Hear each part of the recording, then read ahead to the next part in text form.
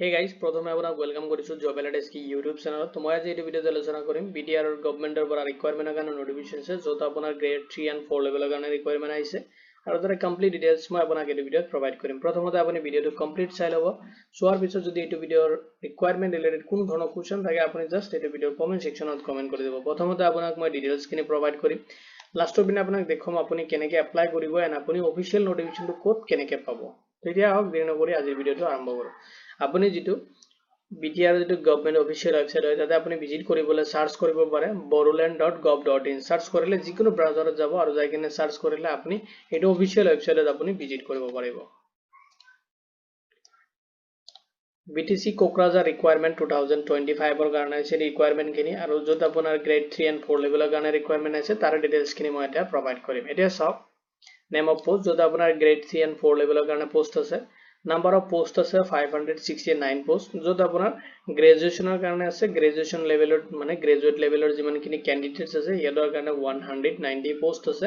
Next আপোনাৰ higher secondary level যিহেতু qualified কৰিছে অলৰেডি, সিহঁতৰ কাৰণে আছে 104 পোষ্ট। নেক্সট আপোনাৰ গ্ৰেড 4 লেভেলৰ কাৰণে দিয়া আছে 275 পোষ্ট। টোটাল আপোনাৰ পোষ্ট আছে 569। এইখিনি পোষ্টৰ কাৰণে আপুনি এপ্লাই কৰিব পাৰিব। যদি আপুনি এলিজিবিলিটি ক্ৰাইটেৰিয়াখিনি মেচ কৰিছে আপোনাৰ লগত, তেতিয়াহ'লে আপুনি এপ্লাই কৰিব পাৰিব এণ্ড আপুনি যদি ইণ্টাৰেষ্টেড হয়।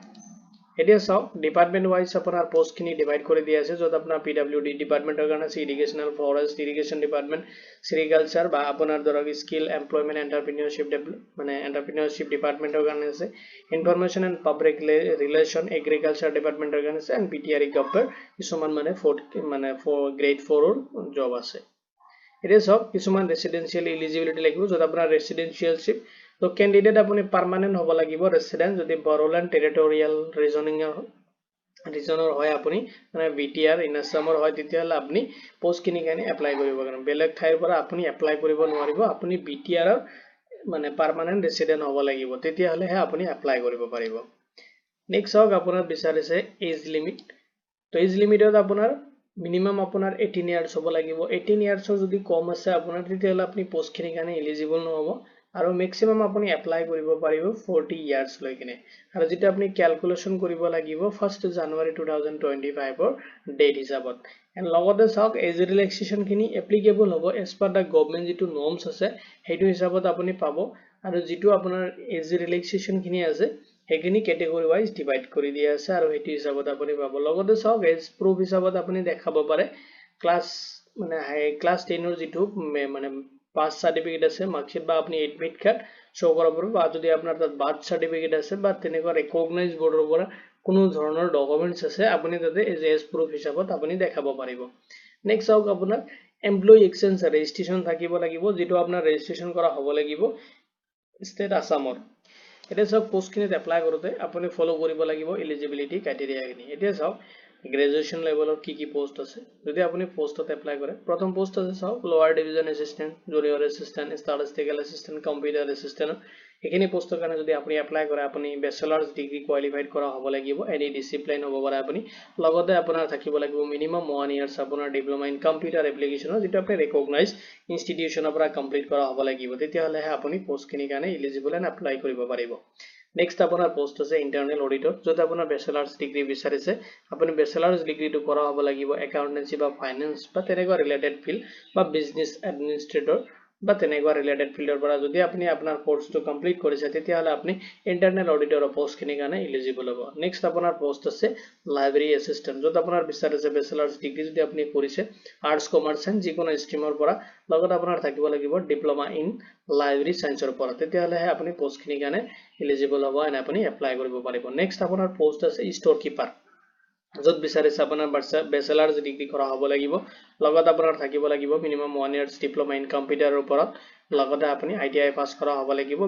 যিকোনো গভৰ্ণমেণ্ট ছেক্টৰ বা ট্ৰেডৰ ওপৰত, আৰু যিকোনো ৰেকগনাইজ ইনষ্টিটিউশ্যনৰ পৰা আপুনি কমপ্লিট কৰা হ'ব লাগিব। লগতে আপোনাৰ থাকিব লাগিব মিনিমাম 3 ইয়াৰ্ছ প্ৰফেশ্যনেল এক্সপিৰিয়েঞ্চ থাকিব লাগিব, হেণ্ডেলিং ইণ্ডাষ্ট্ৰিয়েল ষ্ট'ৰ, বা আপোনাৰ তেনেকুৱা নলেজ থাকিব লাগিব ইনভেণ্টৰী কণ্ট্ৰলৰ ওপৰত বা ৰেকগনাইজ ইষ্টাব্লিছমেণ্টৰ ওপৰত। এতিয়া চাওক নেক্সট যেটো পোষ্ট আছে হায়াৰ সেকেন্ডাৰী কোৱালিফাইড বা হায়াৰ সেকেন্ডাৰী লেভেলৰ কাৰণে পোষ্ট যত আপোনাৰ এগ্ৰিকালচাৰ এছিষ্টেন্টৰ কাৰণে পোষ্ট আছে ফিল্ড এছিষ্টেন্টৰ কাৰণে পোষ্ট আছে প্ৰাইমাৰী ইনভেষ্টিগেটৰৰ কাৰণে পোষ্ট আছে এণ্ড গ্ৰাফটাৰৰ কাৰণে পোষ্ট আছে আৰু তাতে আপোনাৰ মিনিমাম কোৱালিফিকেশ্যন বিচাৰিছে যদি আপুনি হায়াৰ সেকেন্ডাৰী কোৱালিফাইড কৰিছে আৰ্টছ কমাৰ্চ এণ্ড যিকোনো ষ্ট্ৰীমৰ পৰা হ'ব লাগিব তেতিয়াহ'লে আপুনি পোষ্টখিনিৰ কাৰণে এলিজিবল হ'ব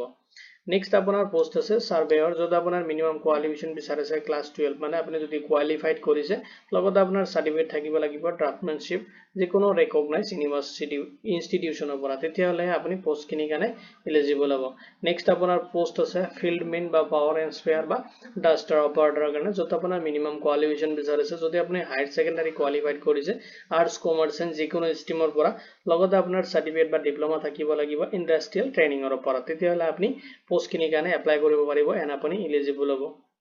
নেক্সট পোষ্ট আছে INPRA যত আপোনাৰ মিনিমাম এডুকেশ্যনাল কোৱালিফিকেশ্যন বিচাৰিছে হায়াৰ সেকেন্ডাৰী পাছ হ'ব লাগিব লগতে আপোনাৰ সাৰ্টিফিকেট থাকিব লাগিব টেকনিক্যাল ইনষ্টিটিউচনৰ পৰা প্ৰেক্টিকেল লগতে আপোনাৰ 3 ইয়াৰ্স মিনিমাম এক্সপিৰিয়েন্স লাগিব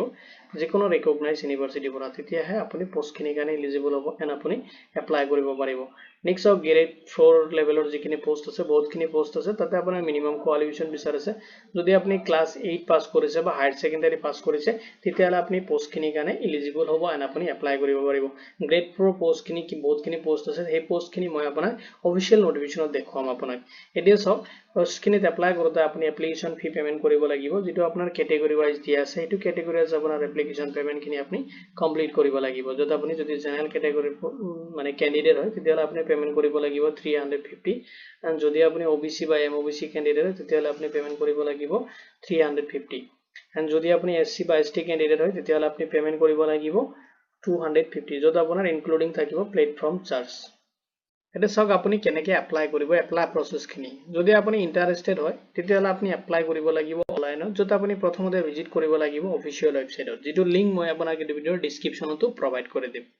নেক্সট আপুনি যাব লাগিব ইম্পৰ্টেন্ট যেটো ৱেবছাইটৰ লিংক আছে তাতে যাব যাই কিনে আপুনি চাব অনলাইন এপ্লিকেশ্যন ফৰ্মৰ লিংকটো দিয়া আছে অনলাইন এপ্লাই বুলি তাতে আপুনি ক্লিক কৰিব লাগিব ক্লিক কৰাৰ পিছত নিউ এটা পেজ ওপেন হ'ব আৰু তাতে আপুনি যেটো আপোনাৰ এপ্লিকেশ্যন ফৰ্ম হয় তাতে সাবমিট কৰিব লাগিব যত আপোনাৰ পাৰ্সোনাল ডিটেইলছ এডুকেশ্যনাল ডিটেইলছ কিনে আপুনি তাতে ফিল আপ কৰিব লাগিব নেক্সট আপুনি আপলোড কৰিব লাগিব ৰিসেন্ট পাসপোৰ্ট সাইজ ফটোগ্ৰাফ এটা আপুনি আপলোড কৰিব লাগিব সিগনেচাৰ লাগিব লগতে আপোনাৰ লাগিব আদাৰ্স ৰিকুৱাৰমেন্ট ডকুমেন্ট যত আপোনাৰ এডুকেশ্যনাল ডকুমেন্টছ খিনি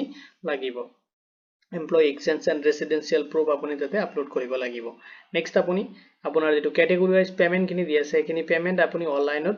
সাবমিট কৰিব লাগিব যত আপুনি ইউজ কৰিব পাৰিব debit card credit card net banking UPI through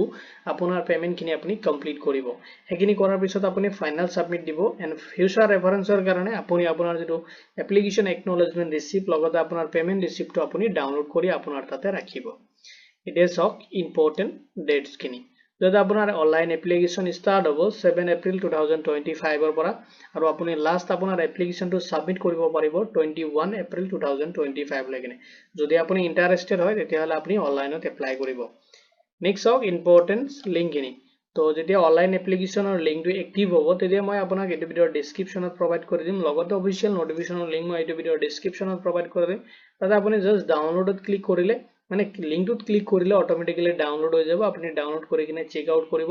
লগতে অফিচিয়েল যেটো ৱেবছাইটৰ লিংক আছে মই এই ভিডিওৰ ডেসক্ৰিপচনত প্ৰভাইড কৰি দিম তাতে আপুনি ক্লিক কৰিলে ৰিডাইৰেক্ট হ'ব পাৰিব অফিচিয়েল যেটো ৱেবছাইট আছে তাতে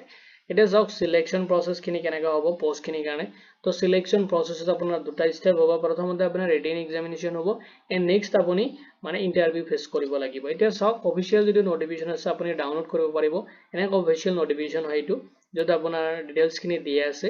গ্ৰেড 4 ৰ কাৰণে চাওক বহুতখিনি পোষ্ট আছে যত আপোনাৰ পিয়ন চকীদাৰৰ কাৰণে আছে ওয়াচম্যানৰ কাৰণে আছে মালিৰ কাৰণে আছে নাইট চকীদাৰৰ কাৰণে আছে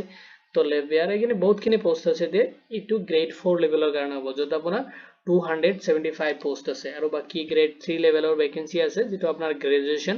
এণ্ড আপোনাৰ হায়াৰ সেকেন্ডাৰী লেভেলৰ কাৰণে আছে তো গোটেইখিনি ডিটেইলছ আছে সিস্টেমেটিক ভাবে দিয়া আছে এটা আপুনি যদি ফ্ৰেছাৰ্ছ ক্যান্ডিডেট হয় এপ্লাই কৰিব পাৰিব একো অসুবিধা নাই কিছুমান পোষ্টৰ কাৰণে আপোনাৰ এক্সপেৰিয়েন্স বিচাৰিছে সেইখিনি আপুনি এক্সপেৰিয়েন্স হলে আপুনি এপ্লাই কৰিব পাৰিব